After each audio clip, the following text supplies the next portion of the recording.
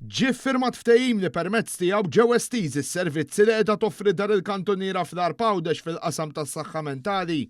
Fi qbil l-awtorità ta' Djar għaddiet lill-Ministeru għal Għawdex din id-dar b'titolu ta' kera, post li qed iħalli marka importanti fil-komunità Awċija. Il-Ministeru għal Għawdex qiegħed ukoll jidħol fi ftehim mal-Malta Trust Foundation sabiex tkompli tmexxi din id-dar f'kollaborazzjoni mal-Mental Health Association Gozo. Min-naħa tagħha l-President Emeritu Mary Louise Colejro Preka u l-President ta' Malta Trust Foundation sostnit li dan il-proġett li beda 3 snin ilu kien wieħed ta' suċċess u ħalla impatt fost bosta oqsma saħansitra dak ekonomiku.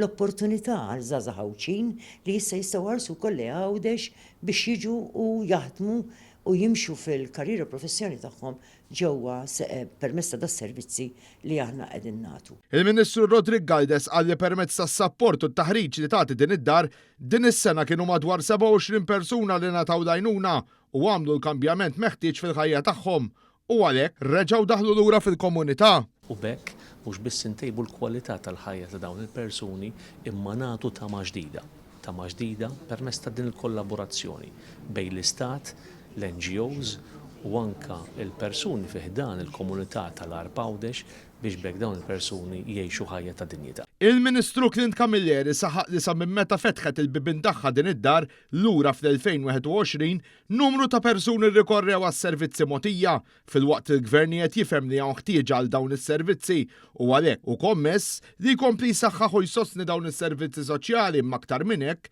jassigura li dawn ikunu disponibbli għal kulħadd.